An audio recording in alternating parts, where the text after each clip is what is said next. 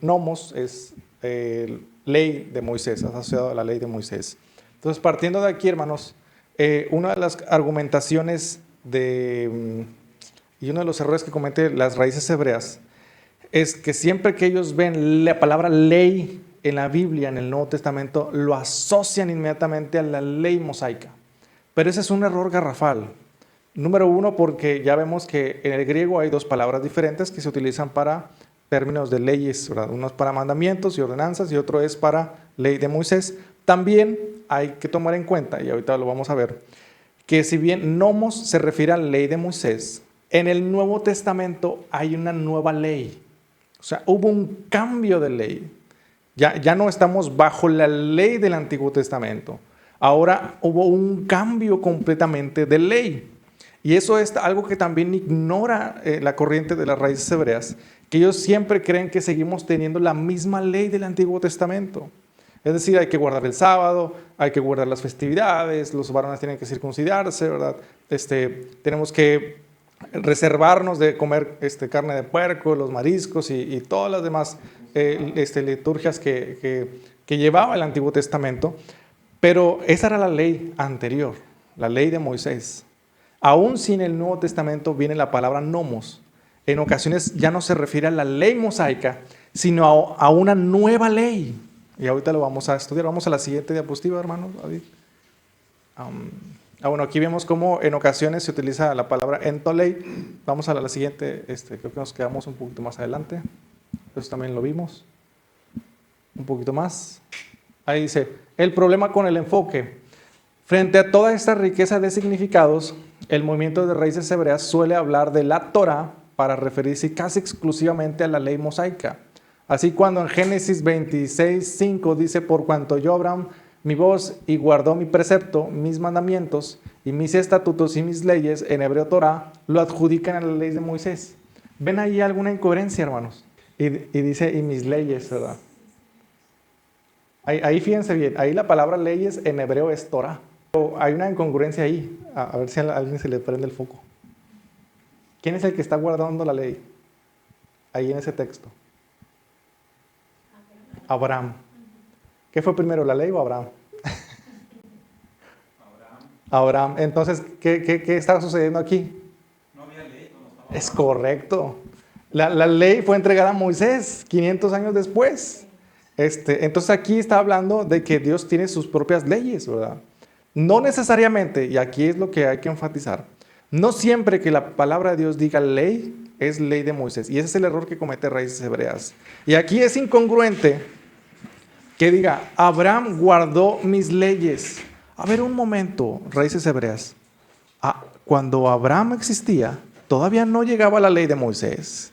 Todavía Moisés no bajaba del monte Sinaí con las tablas de la ley para decirle al pueblo, hey, guarden la ley de Jehová. Entonces, ¿qué ley estaba guardando Abraham? Se fijan que es una incongruencia decir que Abraham guardó la Torá, la ley de Moisés, cuando aún no había sido dada. Entonces, es un error garrafal adjudicar siempre la palabra Torá, o también en el griego nomos, o entolei, a la ley de Moisés. Y eso es el error gravísimo que cometen raíces hebreas, que siempre que ven la palabra ley, dicen Torá.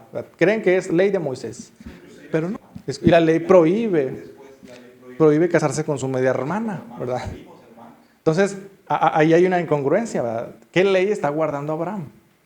Y es que tenemos que entender, hermanos, que el carácter moral de Dios, el cual es inmutable, Dios es un Dios inmutable. ¿Qué es inmutable? Que nunca cambia.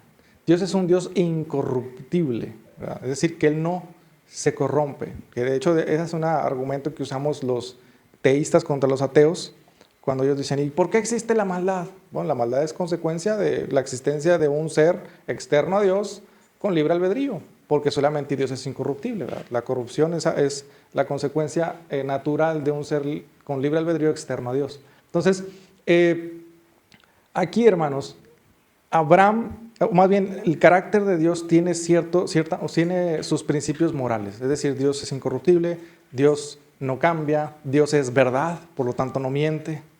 ¿verdad? Dios es santo, por lo tanto Él no peca. Él es amor, por lo tanto no odia. Entonces vemos que ese carácter de Dios traspasa todo y siempre va a durar. Entonces son principios morales de Dios que nunca van a cambiar y siempre van a permanecer. Ahora, ¿esos principios siguen estando vigentes hoy en día? La respuesta es sí, ¿verdad? Odiar a nuestro prójimo es pecado, porque nosotros tenemos un Dios de amor y debemos de amar a nuestro prójimo. Mentir sigue siendo pecado, falso testimonio, ¿verdad?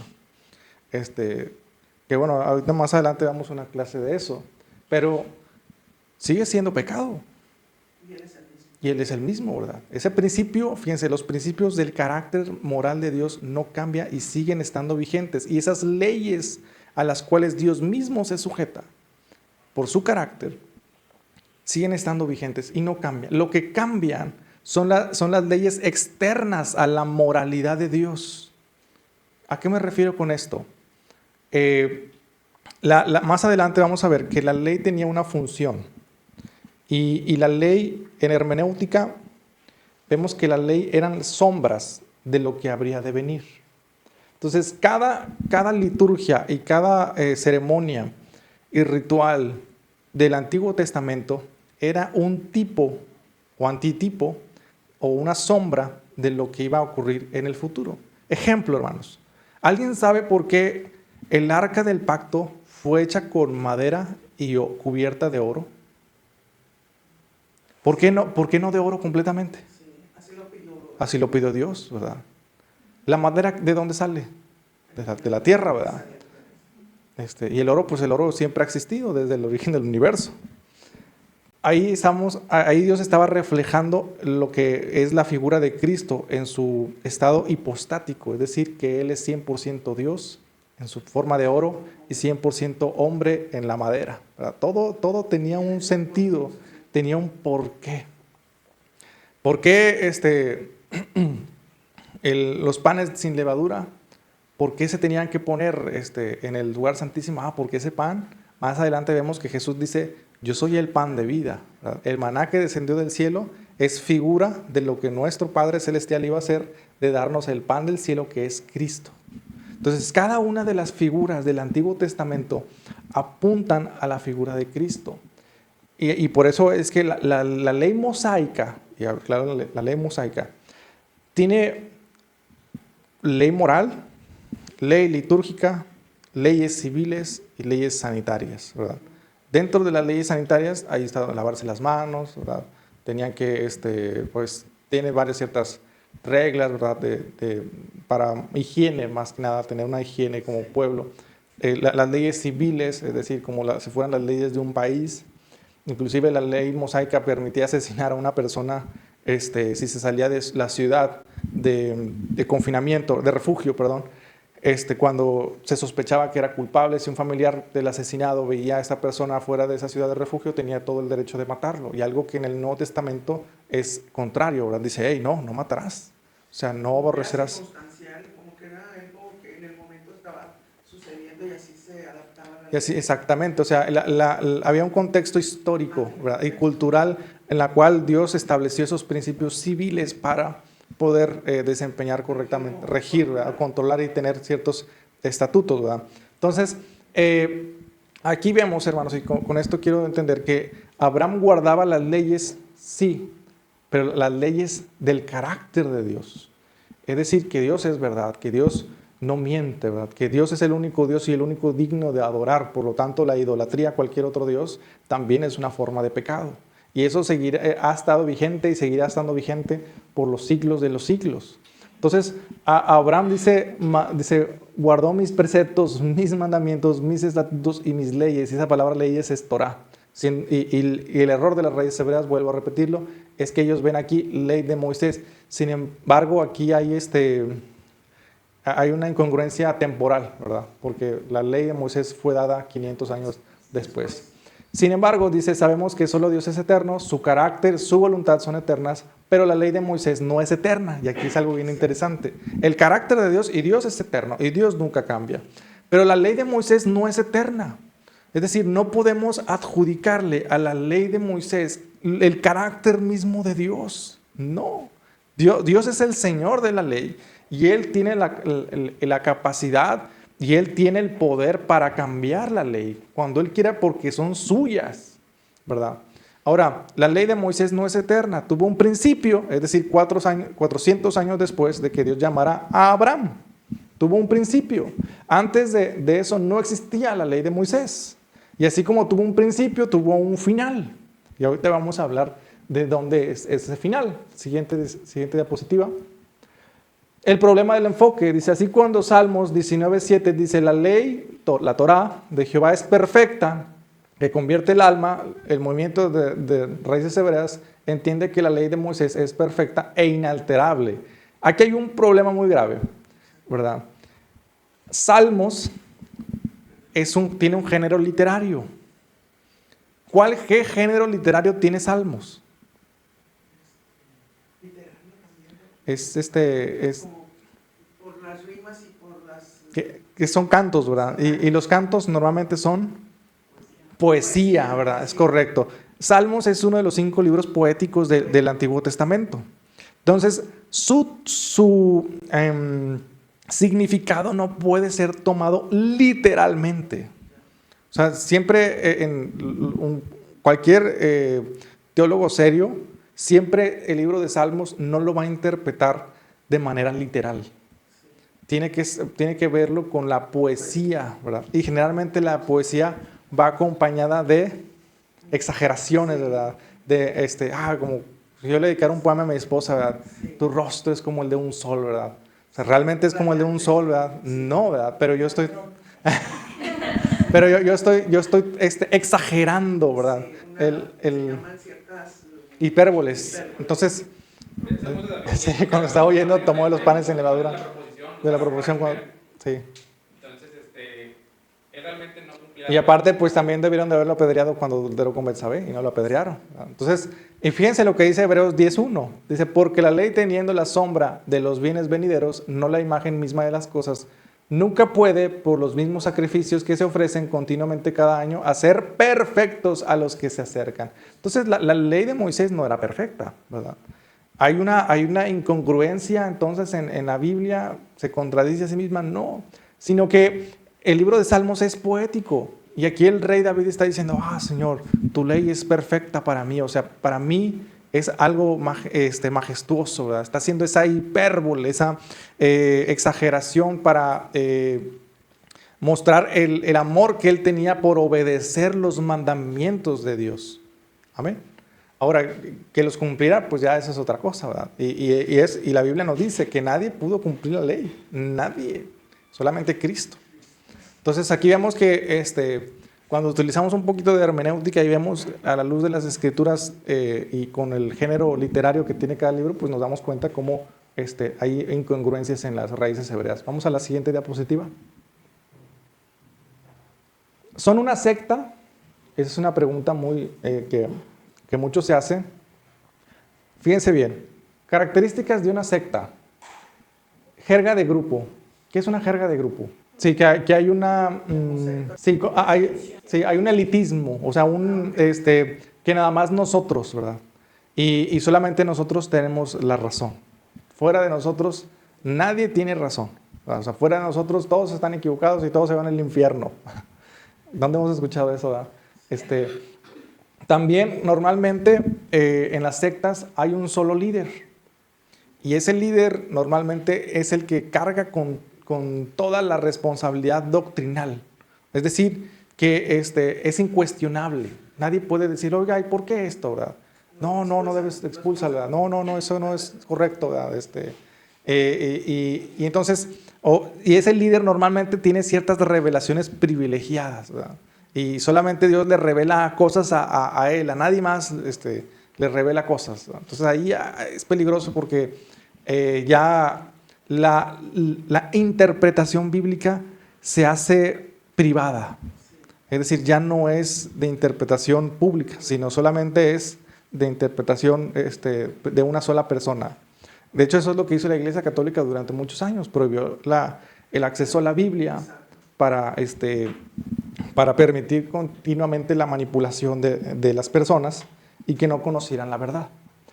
Sentimiento de exclusividad. Nosotros somos el único grupo que agrada a Dios, ¿verdad? Que está haciendo las cosas bien delante de Dios, ¿verdad? Somos los únicos que tenemos la verdad, porque a nosotros Dios nos ha dado únicamente esta revelación, ¿verdad? Nosotros somos los que realmente estamos haciendo las cosas bien. Todo el mundo está haciendo las cosas mal, ¿verdad? Y empieza a haber ese sentimiento sí, no, nosotros, ¿verdad?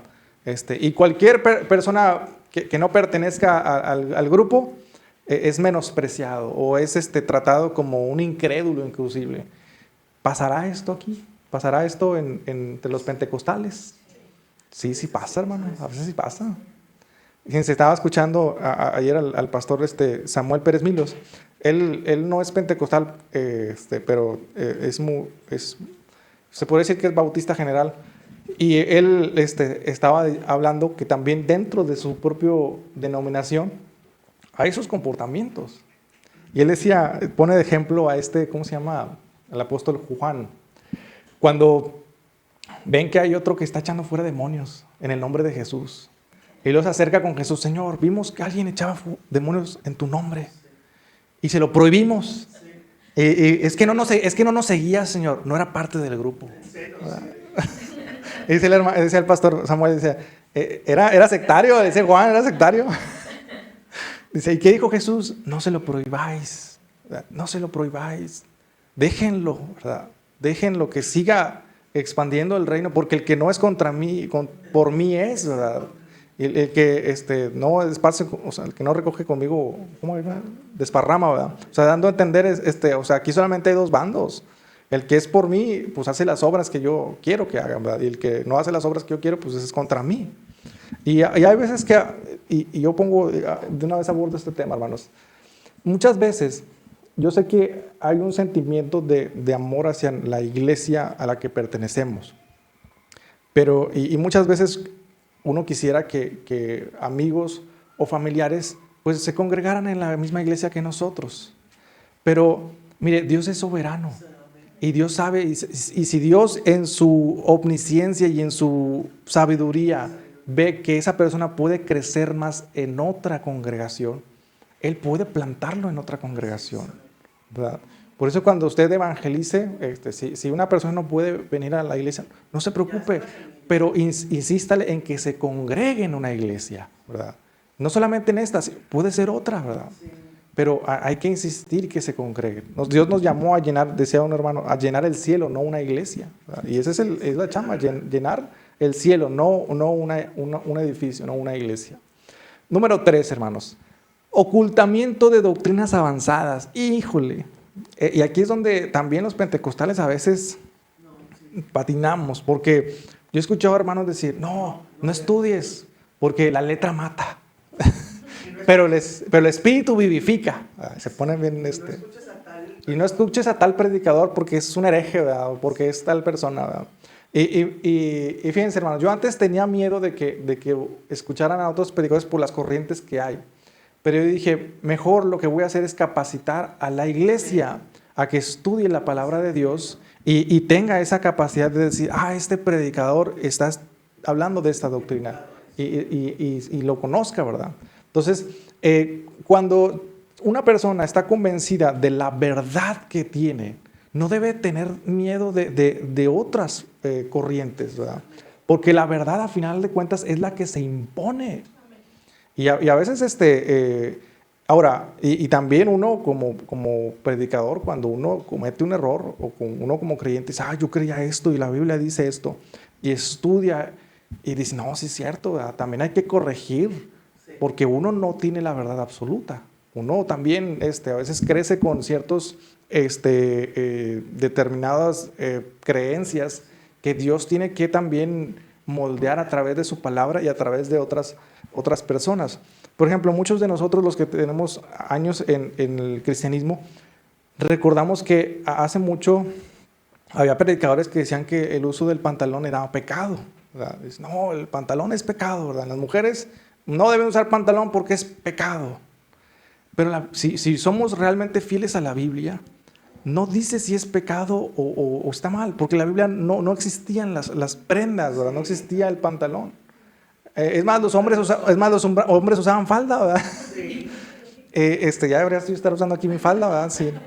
Pero, ¿cuál es el principio bíblico que sí debemos dejar claro? El pudor, ¿verdad? El pudor, el decoro, eso es lo que realmente importa en cuanto a nuestra forma de vestir.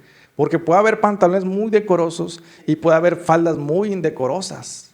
Y ahí es donde no es la prenda, sino la forma en que se viste la prenda, ¿verdad? Entonces, y así poco a poco, a veces Dios tiene que ir quitando esas cosas que si bien a lo mejor nos habían enseñado o habíamos adquirido, religiosidad, ¿verdad? Como legalismo, ¿verdad? A veces hay que desmantelarlo y lo desmantelamos como con la palabra de Dios, con el estudio de la palabra de Dios. Y así, ¿verdad? Sucesivamente hay muchas, que decía este pastor que les comentaba, Samuel, decía, la Biblia es un libro formativo, no informativo. ¿Qué es formativo? Que debe formar nuestro carácter, no informarnos solamente, sino que la Biblia debe formar nuestro carácter. Entonces, normalmente estas doctrinas, estas sectas, usualmente prohíben el estudio bíblico o prohíben el acceso a la información. No escuches a tal predicador, ¿verdad? No escuches a tal hermano porque es un hereje, ¿verdad? Y fíjense, y eso permite a ellos crear una burbuja donde solamente la información que recibe la gente es dentro de esa congregación. Y entonces la gente es manipulable fácilmente. Mire, aislar, ¿verdad? Aislar a la congregación. Yo he conocido, mire hermanos, voy a contarles un testimonio bien rápido, hermanos, bien rápido.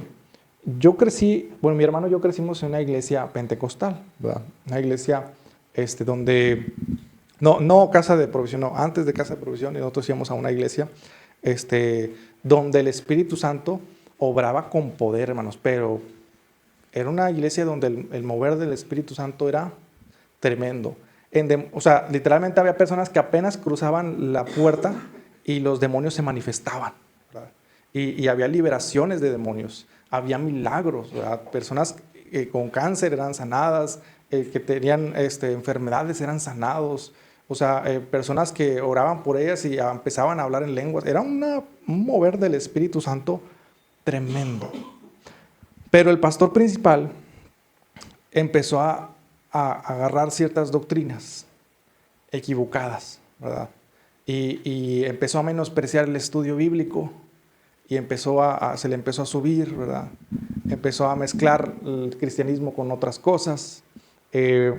Al final había abuso espiritual al grado de que, por ejemplo, si un joven quería casarse con una mujer, decía, no, Dios tiene que mostrarme a mí si ese matrimonio es la voluntad de Dios. Ah, caray, ¿verdad? Y literalmente hacían parejitas, tú con tú con aquel, ¿verdad? Decía, no, tenías que pedir permiso para ir de vacaciones, tenías que también, por ejemplo, reportarte cuánto ganabas para ver si realmente estás dando el diezmo o no lo estás dando. Y era un abuso espiritual donde ya empezaba a haber una manipulación. Y había jóvenes que empezaban a comprar Biblias de estudio, ¿verdad? O querían empezar a meterse a preparar porque sentían el llamado de parte de Dios a institutos bíblicos. Y el pastor decía, no estudies Biblia. La letra mata, el espíritu vivifica. Ah, caray, ¿cómo, verdad? Y entonces llegaba a tal grado de la manipulación que había. Esa frase de que la ley mata se refiere a la ley de Moisés. Es correcto, sí, es correcto. Se refiere a estudiar la Biblia. Es correcto, no se refiere a estudiar la Biblia, se refiere pero ellos tuercen la palabra de Dios y dicen, estudiar la Biblia, la Biblia mata, ¿verdad? Pero el Espíritu te hace más, ¿verdad? Te hace vivir, te da poder, ¿verdad? Y entonces llegaban a manipular la Biblia de una manera donde si alguien contradecía al pastor, decía, no, la Biblia dice, no toquéis al ungido de Jehová. Mira al rey David, y hasta había libros, que los voy a exhibir esos libros de una vez, ¿verdad? Hay un libro que se llama Autoridad Espiritual de Watchman Nee, que en lugar de ser beneficioso para la iglesia, ha perjudicado muchísimo, porque ese libro ha sido enseñado por iglesias autoritarias para que los pastores hagan lo que quieran con la congregación. Y de una vez apúntelo si quiere, se llama Autoridad Espiritual de Watchman Nee, ¿verdad? Así que si usted ve que en una iglesia empiezan a enseñar ese libro, corra de ahí porque se metió el diablo, ¿verdad? Y había otro también que se llamaba El Escudero de Dios, no me acuerdo el autor, pero o sea, nada más para que se den una idea, ponían de ejemplo el caso del escudero de Saúl, de que mira, cómo el escudero de Saúl se suicidó junto con él. Digo, válgame, o sea, entonces si usted se tira de un puente, yo también me tengo que tirar, pastor. No, o sea, llegaban a unos extremos que tú dices, o sea, ¿de dónde sacaron estas doctrinas? Y ahí también dice, no toquéis al ungido de Jehová, porque ya ven que el rey David estuvo a punto de matar a Saúl y se arrepintió y dijo, no voy a tocar al ungido de Jehová. Fíjense, un libro histórico, narrativo del Antiguo Testamento, cuando en el Nuevo Testamento dice que los pastores, dice, se deben gobernar la grey, no como teniendo señorío. ¿Qué es un señorío? Como un rey. O sea, son conceptos completamente diferentes que lo mezclan y luego sacan ahí una doctrina torcida, ¿verdad? Sino como teniendo señorío, sino siendo ejemplos de la grey.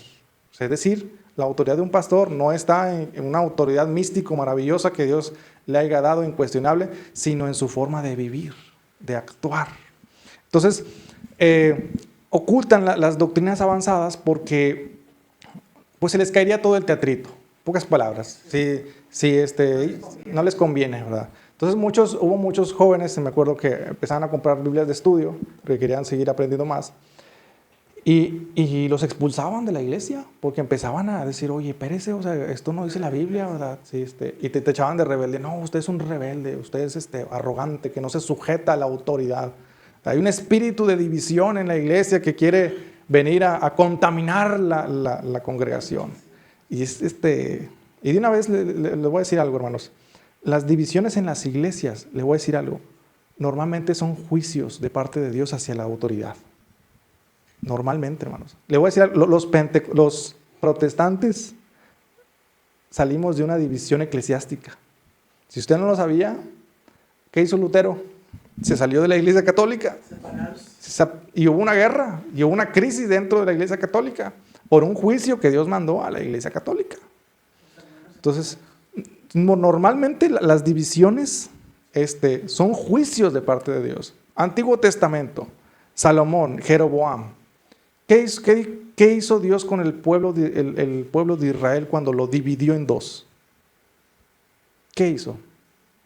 Más bien, ¿quién fue el que dividió el reino de Israel? En el reino del norte y el reino del sur. ¿Quién fue el que dividió el reino de Israel? Llegó un profeta y se encuentra, creo que era Jeroboam, ¿verdad? Y le dice, toma 10 pedazos para ti y 2 para la casa de David. Dice, y esto es por la idolatría de Salomón. División traída por Dios, dice, a causa del pecado de quién, del rey de Israel, que era Salomón. Entonces, muchas veces se ha satanizado la división de las iglesias. Y yo siempre he dicho, hermano, la división de una iglesia es un juicio de parte de Dios contra la congregación. Y es un juicio ya sea al liderazgo o ya sea a la membresía en general. Entonces, y puede ser ya sea gestionada permitida por Dios. Pues todo lo que le pasa a la iglesia es permitido por Dios. ¿Y por qué llega esto, hermanos? Entonces, las doctrinas avanzadas. Entonces, un pastor, fíjense bien, un pastor que teme a una división en su iglesia es porque no está haciendo las cosas bien. Porque es verdad, siempre va a haber ovejas rebeldes, hermanos. Sí, siempre las va a haber. De eso ningún pastor se va a salvar. O sea, siempre va a haber, hermanos. Pero fíjense bien, las ovejas que realmente tienen ese discernimiento espiritual, pues no se van a dejar llevar por un rebelde aislado, ¿verdad? A menos que el pastor está haciendo las cosas mal. ¿Sí me explico? Entonces, y también decía un hermano, cuando estudiamos la materia de crecimiento de la iglesia, nos enseñaron también que la iglesia normalmente, para crecer también se tiene que dividir. Dice, ¿cómo? Dice, sí. Si tú tienes una congregación de 2,000 personas, ¿tú crees que vas a seguir creciendo más? Pues no. tienes que mandar gente a otro lado a crear una nueva congregación.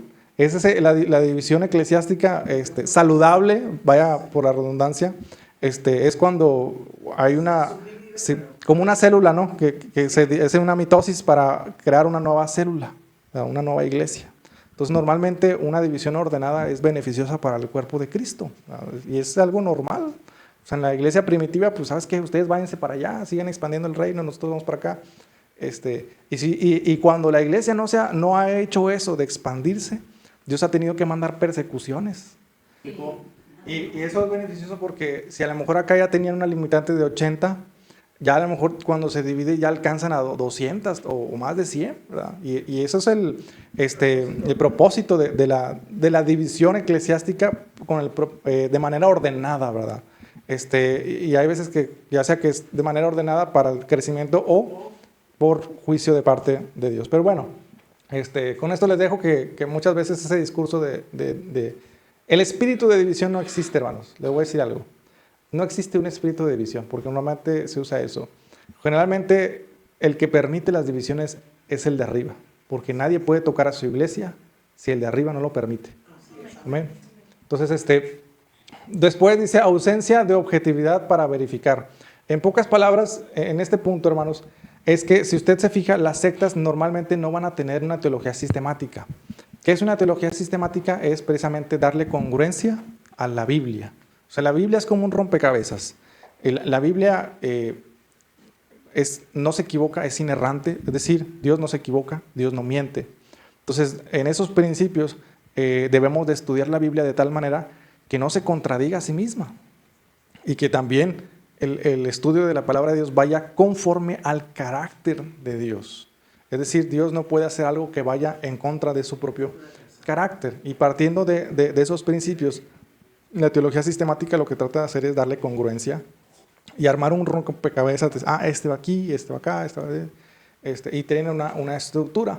Normalmente las iglesias que son sectas o las sectas, como los Testigos de Jehová u otras corrientes, lo que hacen es que no tienen o no buscan tener esa congruencia bíblica, no buscan tener esa armonía entre los pasajes de la Biblia para que no choquen entre sí. Y normalmente cuando la congregación tiene dudas, las callan. Dicen, no, tienes que orar para que Dios te revele, ¿verdad? Y eso también es muy común. Dicen, no, es que a ti Dios no te lo ha revelado. Pero entonces la Biblia no es suficiente revelación. O sea, necesitamos algo más que la palabra de Dios para que Dios nos hable y nos muestre. Eso es peligroso. Porque entonces dependemos de lo que Dios le revele al ungido de Jehová y que nos dé las migajas que quiera a nosotros. No, hermanos, cada uno de los cristianos tiene el Espíritu Santo dentro y el Espíritu Santo nos puede hablar a cada uno de nosotros. Y obviamente con la palabra de Dios el Espíritu Santo nos recuerda y nos instruye y nos habla a través de su palabra. Entonces es muy, muy peligroso. Y yo he escuchado hermanos que a veces dicen, es que a mí Dios me mostró esto y así debe ser, ¿verdad? Y un hermano que decía, a mí Dios me mostró que las mujeres no se deben de maquillar. Pues que Dios se lo muestre a las mujeres, ¿por qué se lo muestra a usted? Y así, o sea, no, es que el Espíritu Santo no se equivoca y a mí me lo dijo. Pues que se lo diga a los demás, el Espíritu Santo también está a todos los demás, ¿verdad? ¿Y dónde dice eso en la Biblia? No, pues no, pero a mí me lo dijo. No, pues entonces guárdeselo usted, ¿verdad? O sea, no. Ya usted si no quiere que su esposa se maquille, pues ya es su asunto, ¿verdad? Nomás no ande mirando a otras porque luego... Entonces, y a veces sucede eso, ¿verdad? Y eso está mal, hermanos. Miren, hay tratos que Dios tiene personales. Hay tratos que Dios tiene con cada persona. A mí Dios me quitó el Facebook. Pero si usted me dice, hermano Johnny, ¿usted condena a quienes usan el Facebook? No. Porque es un trato personal conmigo. Dios a mí trató conmigo y ya. Y yo no puedo imponer eso a otra persona. Porque la Biblia no lo dice. Y si vamos a ser fieles a la Biblia, tenemos que ser fiel a lo que la Biblia dice y a lo que la Biblia no dice. Y decía un hermano, Gordon Fee, debemos guardar silencio donde la Biblia guarda silencio y debemos hablar donde la Biblia sí habla, ¿verdad? Debemos amonestar lo que la Biblia amonesta y debemos aprobar lo que la Biblia aprueba y debemos de guardar silencio en los temas donde la Biblia guarda silencio, ¿verdad? Si no dice nada del Facebook, pues... Sabiduría, mi hermano. Entonces, ya hay veces que dice, es que yo siento, bueno, ore para que Dios ponga en el mismo sentir en los demás, ¿verdad? Pero bueno, vamos a continuar con la clase, hermanos. Son una secta, la mayoría sí, hermanos, la mayoría sí. Hay que recordar que Raíces Hebreas son muchos grupitos y la mayoría suelen ser sectas porque inclusive si, por ejemplo, si mi esposa se hiciera de Raíces Hebreas y yo no, muchas veces lo que obligan es a divorciarse y eso es pecado y eso está muy mal, hermanos. Y yo he sabido de algunas organizaciones pentecostales, neopentecostales, que cuando el esposo no está o la esposa no está de acuerdo con las doctrinas que ellos tienen, obligan a que se divorcien. Y eso es terrible, hermanos, terrible. O sea, no voy a decir nombres, pero hay una organización pentecostal que tiene un grupo muy conocido que componen cantos y hacen eso, practican eso de que no, divórciese porque pues él no tiene esa revelación. Pero es cristiano, no importa, pero no es del grupo de nosotros. Eso es terrible, hermanos. Pablo decía, si el otro es inconverso y aprueba vivir contigo, pues no te separes, quédate con él, ¿verdad? Y eso lo dice Pablo, no lo digo yo. Entonces, pero estos llegan a un extremo de decir, aunque sea creyentes, pues bótalo, ¿verdad? Y eso está mal, no entienden el valor del matrimonio, ¿verdad? Vamos a continuar con la siguiente diapositiva. Un nuevo pacto conlleva una nueva ley. Y eso es muy importante, porque aunque en el Nuevo Testamento la palabra ley es representada con el término nomos, no siempre nomos se refiere a la ley mosaica. Muchas veces también se refiere a la nueva ley, porque junto con un nuevo pacto llega también una ley. ¿Qué es un pacto, hermanos? Un acuerdo, un tratado, ¿verdad? Un convenio. Y normalmente cuando usted establece un convenio y ese convenio es sustituido por otro, ese nuevo pacto o ese nuevo convenio, ¿por qué ocurre el cambio? Para favorecer algo, para... Ok. Queda exactamente en los mismos términos. En otro momento. Hay una nueva necesidad, ¿verdad? Y hay nuevas condiciones, ¿verdad? Entonces, no queda exactamente igual. Los términos y condiciones cambian. Y obviamente, junto con un nuevo pacto, los términos también cambian. Y eso también es importante señalarlo porque Raíces Hebreas no lo ve así. Dice, vamos a leer Hebreos 8, 6 al 7, dice, pero ahora, dice, en tanto mejor ministerio es el suyo, Cristo, es decir, es el suyo, el de Cristo, dice, cuanto es mediador de un mejor pacto, establecido sobre mejores promesas, es decir, nuevos términos. Es decir, juntamente con este pacto, llegan juntamente con él nuevos términos. Esta palabra establecido, hermanos, en el griego es nomoteteo. ¿Se acuerda de lo que era nomo? No el duende, ¿verdad? No, el nomo de ley, ¿verdad? La ley de Moisés, correcto, la ley de Moisés. Entonces, aquí realmente la palabra griega de establecido es nomoteteo, que significa legislar o promulgar una ley. Entonces, leyendo otra vez el pasaje, dice, pero ahora tanto mejor ministerio es el suyo, el de Cristo, cuanto es mediador de un mejor pacto. En lugar de establecido, vamos a decir, legislado sobre mejores promesas. Es decir, con nuevas leyes, es establecido con otras leyes. Hay una nueva ley que se está promulgando.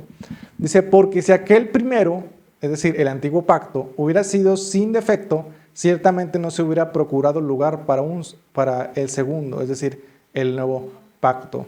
Pacto es contrato o testamento, que realmente el término correcto es testamento, y ahorita vamos a ver por qué, que es diateke, es la palabra griega, es testamento.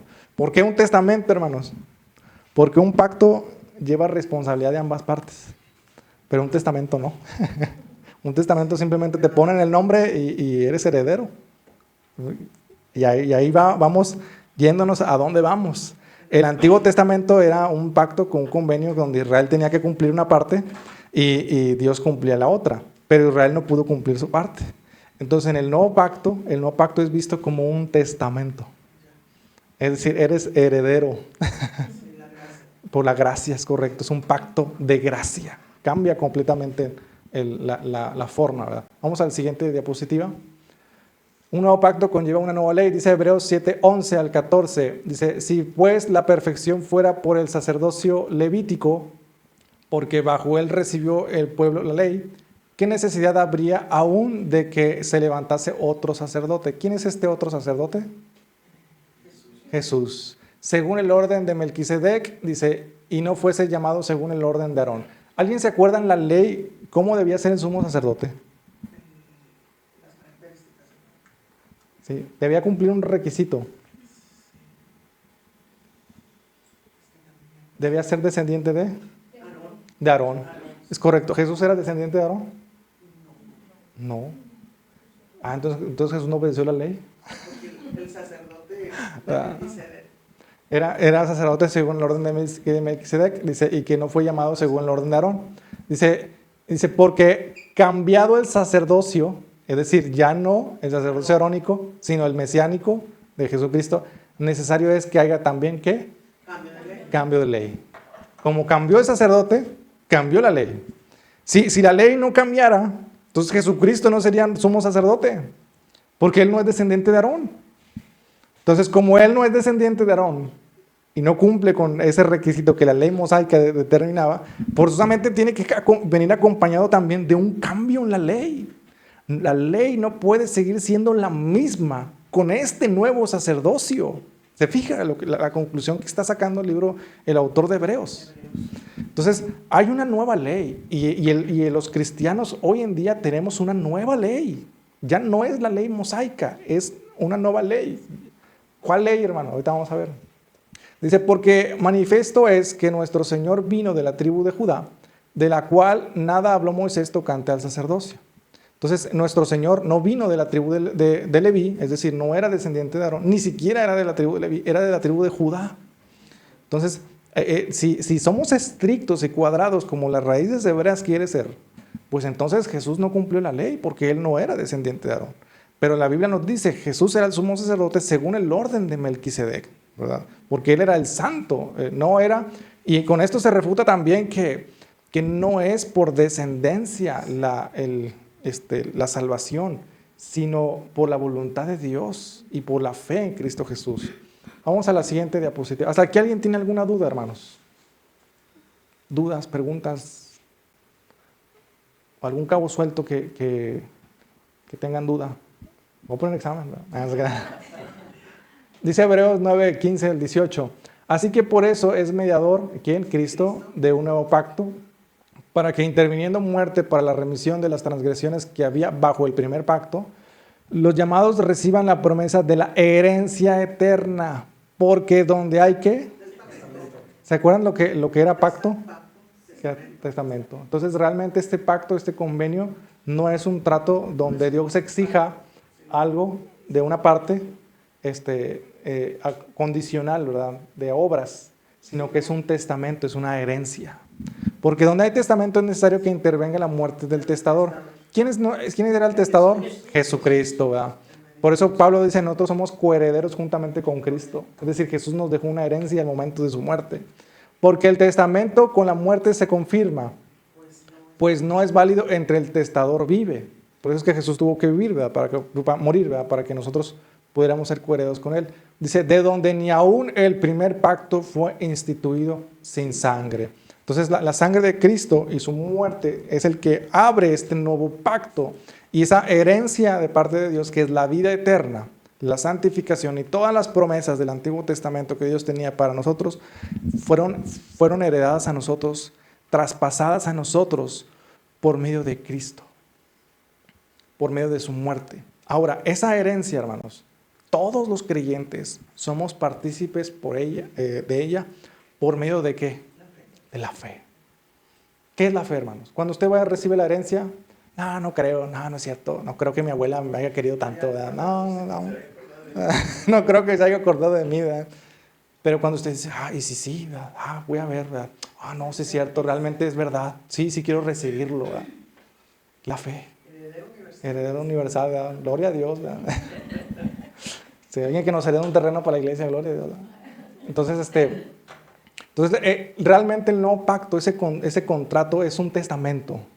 Es un testamento que Dios nos dejó, es una herencia. Ya no es un convenio de obras como el Antiguo Testamento, que era, tú cumple tu parte, tienes que hacer esto, y yo hago esto y el otro. Ya eso quedó obsoleto y ahora fue sustituido por un pacto de gracia, ¿verdad? Es decir, un testamento. Qué hermoso, ¿verdad? Cuando estudiamos la Biblia, qué afortunados, y gracias a Dios por su gracia y misericordia, ¿verdad? Entonces, cuando entendemos esto, hermanos, tenemos que resumir tres cosas. Número uno, que ya no estamos bajo la ley. O sea, la ley mosaica quedó obsoleta. Y cuando alguien venga y le diga, oiga, ¿por qué usted no guarda el sábado? Pues es que la ley mosaica ya quedó obsoleta. Lea Hebreos. Mire, o sea, pero usted, ¿por qué come carne de puerco? Y lo veo que se come sus tacos de trompo bien rico y pues que lea el libro de Hechos, ¿verdad? De cochinita y de chicharrón y ya traen hambre los hermanos, ¿verdad? Los frijoles a la charra, santo Dios, ¿verdad? Dice, no, es que usted tiene que guardar eso porque la ley dice, no, a ver, espérese, la ley fue sustituida por otra ley y esa es la ley de la gracia, ¿verdad? Así que cada vez que usted se vaya a comer sus taquitos de chicharrón en la mañana, ¿verdad? Acuérdese, gracias Señor por ese testamento tan hermoso que nos dejaste, porque si no, ahorita estaríamos pura legumbre, ¿verdad? Estamos muy flacos, ¿verdad? Muy sanos, ¿verdad? Pensándolo bien, a lo mejor sí me hago de raíz, ¿verdad? A ver si uno baja. Pero bueno, vamos a continuar, hermanos. Al siguiente diapositiva. Yo creo que ya terminamos esto. ¿Cuál es la nueva ley? Junto con el nuevo pacto entra una nueva ley, la cual es mencionada como la ley del Espíritu, la cual es inspirada por las palabras de Jesús.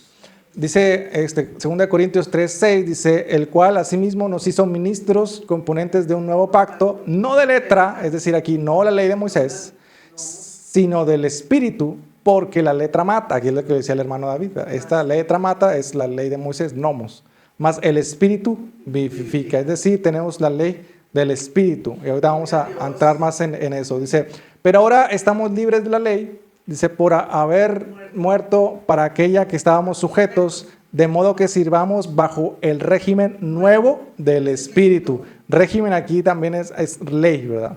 No bajo el régimen viejo de la letra, es decir, de la ley. ¿Cuál es la ley del Espíritu? Vamos a la siguiente diapositiva. Dice, Jesús dejó muchas ordenanzas y mandamientos a lo largo de su vida, las cuales podemos observar en los evangelios. Los evangelios incluyendo el libro de Hechos, que obviamente Lucas y Hechos originalmente eran un solo libro. Dice, el Espíritu es el que da vida, la carne para nada aprovecha. Dice, las palabras que yo os he hablado son espíritu y son vida. Fíjense bien, la carne para nada aprovecha. Es decir, aquí Jesús también está diciendo, o sea, las abstinencias de la carne que ustedes hacen de guardar los sábados, de abstenerse de comer, de nada aprovecha. Pero las palabras que yo os he hablado son espíritu. Es decir, las palabras de Jesús es la ley del Espíritu que ha sido dada a nosotros. Jesús dijo, ¿cuál es la obra de Dios que Dios manda? ¿Alguien se acuerda de ese texto? Esta es la obra de Dios. Jesús dijo, esta es la obra que pide Dios, de Dios. ¿Que qué? Que creáis en el que Él ha enviado. Esa es la obra de Dios. Ahora, la nueva ley, la herencia, hermanos, que hemos recibido, que es por pura gracia, ya no por mérito propio. Entonces, si recibimos esta gracia tan maravillosa, ¿eso quiere decir que vamos a vivir nuestra vida como se nos plazca porque ya estamos bajo la gracia y no bajo la ley? No. Jesús también dejó mandamientos, ¿verdad? Que dice Jesús, si me amáis, guardad mis mandamientos, ¿verdad? O sea, esa fe y esa herencia también lleva con nosotros una responsabilidad. Y es una responsabilidad de agradecimiento hacia Dios. Ahora, lo que hacemos hacia Dios ya no es para alcanzar esa herencia, sino en agradecimiento por la herencia que hemos recibido. Amén. Esa ley, bueno, la ley de Jesús, puesto que aquí el texto vemos que dice que las palabras de Jesús son espíritu, vemos que las leyes de Jesús fueron redactadas por Él mismo verbalmente y las podemos encontrar en el Nuevo Testamento. ¿Se acuerdan lo que yo les decía? Que había cosas de la antigua ley. No, dame 5 minutos. Ley de Moisés. y la ley de Jesús, ¿verdad? Vamos a poner aquí el chicharrón, ¿verdad? Sí, el pastor ya tiene hambre, ¿verdad? Antes estaba prohibido. Ahora, ¿está qué? Permitido, ¿verdad? Permitido. Antes, matar estaba, ¿qué? Prohibido.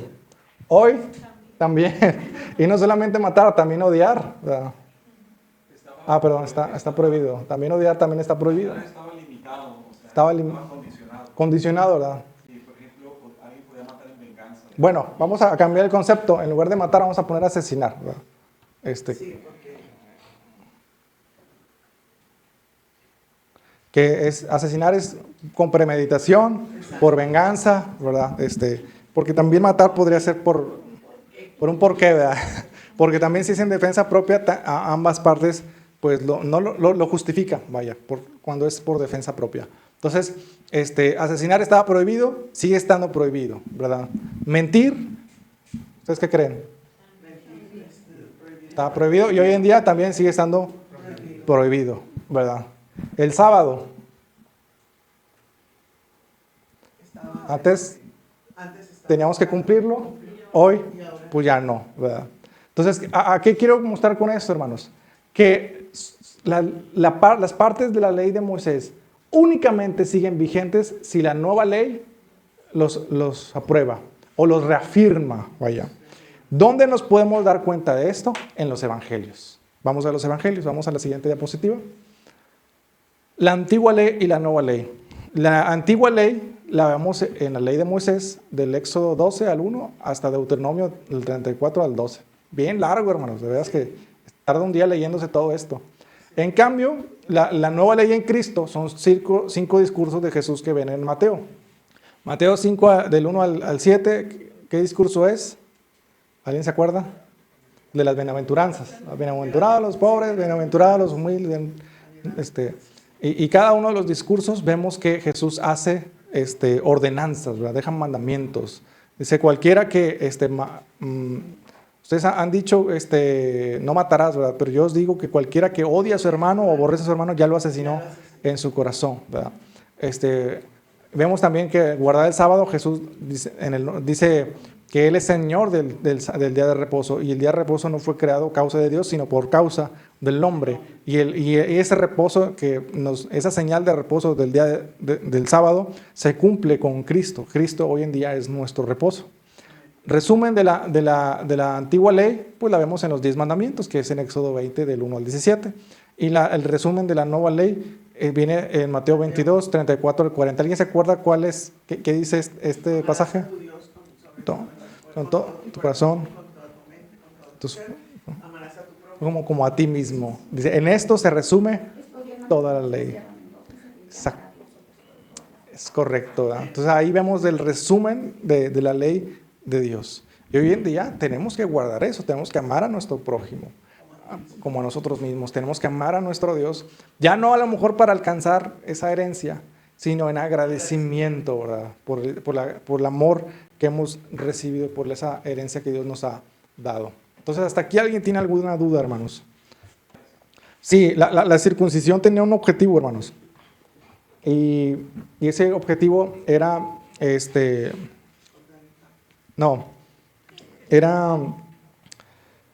era un tipo de la regeneración en el Nuevo Testamento. O sea, de hecho, más en los profetas empezamos a ver que dice, no circuncidéis vuestra carne, sino vuestro corazón. Desde los profetas, ya en el Antiguo Testamento, empezamos a ver ese término de que no circunciden su carne, sino su corazón. Y ya más adelante, en el Nuevo Testamento, vemos que el Espíritu Santo, cuando viene a morar dentro de nosotros, hace una obra regeneradora, es decir, hace un cambio en el creyente, y lo que antes quería hacer, ya no lo quiere hacer. Ese cambio en el corazón lo cumple el Espíritu Santo en el Nuevo Testamento. Y esa circuncisión en el Antiguo Testamento era figura de ese bautismo en el Espíritu Santo, de ese sello del Espíritu Santo, de pertenencia a Cristo. En el Antiguo Testamento, aquellos que no habían sido circuncidados no eran parte del pueblo de Dios. Es decir, no podían formar parte del pueblo de Israel. Eran, de hecho, siempre que hablaban de otros pueblos les llamaban los incircuncisos, ¿verdad? Y para pertenecer al pueblo de Israel tenían que circuncidarse, es decir, tenía que cumplir esa señal del pacto. En el Nuevo Testamento, nosotros somos miembros del cuerpo de Dios por la fe en Cristo Jesús y acto seguido recibimos al Espíritu Santo, que es el que nos liga a Cristo, nos bautiza en Cristo y nos forma parte del cuerpo de Cristo, ¿verdad? Ya no es por una señal física, sino es por la ley de Cristo. De hecho, hay un texto en Colosenses 2:12, me parece, que dice que nosotros hemos sido circuncidados en la circuncisión de Cristo. Dice, ya hemos sido resucitados en su resurrección. O sea, hablando de que ese objetivo o esa señal del Antiguo Testamento se cumple en Cristo y ya no es necesario hacerlo, ¿verdad? Al igual que no es necesario guardar el sábado, al igual que ya no es necesario guardar ciertas festividades, ¿verdad? Porque ya todo eso lo cumplió Cristo. Amén. Bueno, vamos a dejarle hasta aquí, hermanos. Vamos a hacer una oración.